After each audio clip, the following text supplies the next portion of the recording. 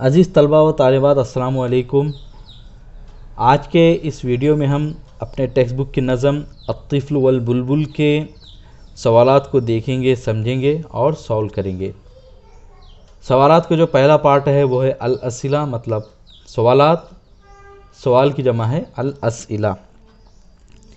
پہلا سوال ہے اینا حبس الطفل البلبل، کہ بچے نے کہاں پہ قید کیا تھا بلبل کو۔ تو حبس الطفل البلبل فی القفص، بچے نے بلبل کو قید کیا تھا پنجرے میں یا قفس میں۔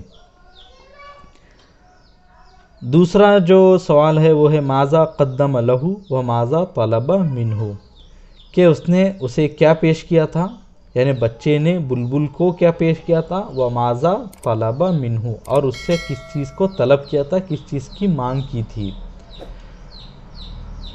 تو قدم لہ الحب والماء، قدمہ مطلب پیش کیا، لہو اس کے لیے، یعنی بچے نے پیش کیا اس کے لیے، یعنی بلبل کے لیے، الحب والماء دانہ اور پانی، وطلب منہ الغناء، اور اس سے طلب کیا یا اس سے چاہا یا مانگ کی، الغناء گانے کی۔ تیسرا سوال ہے لماذا لم یغرد البلبل، لماذا مطلب کیوں، لم یغرد نہیں چہچہایا، البلبل بلبل نے، کیوں بلبل نے نہیں چہچہایا۔ جواب ہے اس کا لم یغرد البلبل، بلبل نے نہیں چہچہایا، لأنہ کیونکہ وہ، کان باکیا حزینا کیونکہ وہ تھا روتا ہوا یا رو رہا تھا، باکیا حزینا غمگین، بین اسلاکن و سجن سلاخوں اور قید خانے کے درمیان، یعنی بلبل نے نہیں چہچہایا کیونکہ وہ غمگین اور رو رہا تھا سلاخوں اور قید خانے میں۔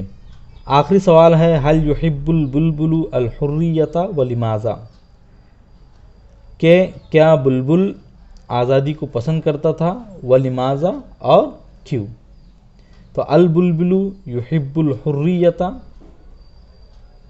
کہ بلبل حریت آزادی کو پسند کرتا تھا، لأنہ کیونکہ وہ، کان باکیا حزینا بین اسلاکن و سجن کیونکہ وہ رو رہا تھا، غمگین تھا سلاخوں اور قید خانے میں، وکان حرا و طلیقا قبل، اور وہ آزاد تھا اور فری تھا اس سے پہلے، یعنی قید ہونے سے پہلے بھی وہ آزاد اور فری ہی تھا، کسی قید خانے میں بند نہیں تھا، اس لیے وہ آزادی کو پسند کرتا تھا۔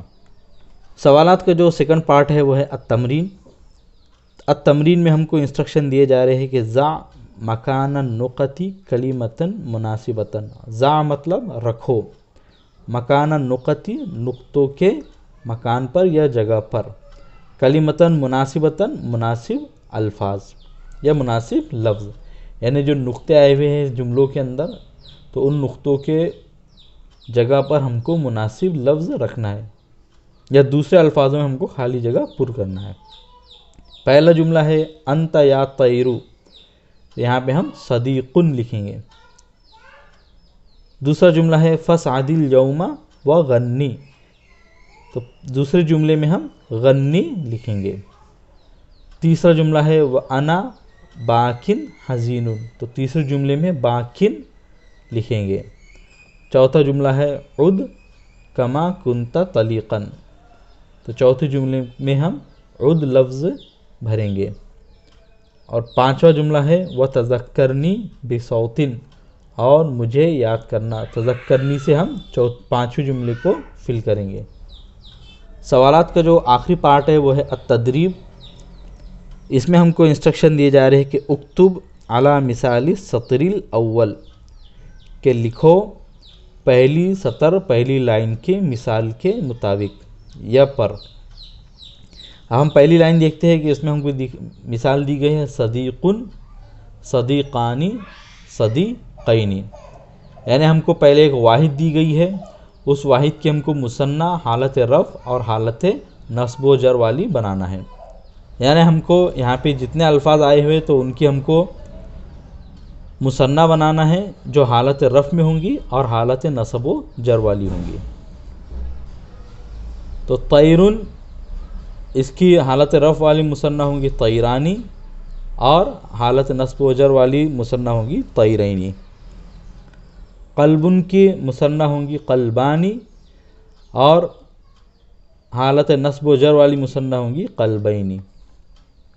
बुलबुल की हालत रफ़ वाली मुसन्ना है बुलबुलानी और हालत नस्ब व जर वाली मुसन्ना होगी बुलबुलैनी।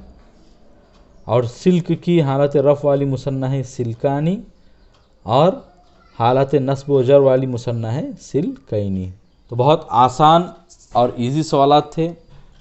मुझे उम्मीद है कि आप लोगों ने समझा भी होगा और अच्छे से नोट भी कर लिया होगा। इस वीडियो में हमने अपने टेक्स्ट बुक के कंपोजिट को मुकम्मल कर लिया है।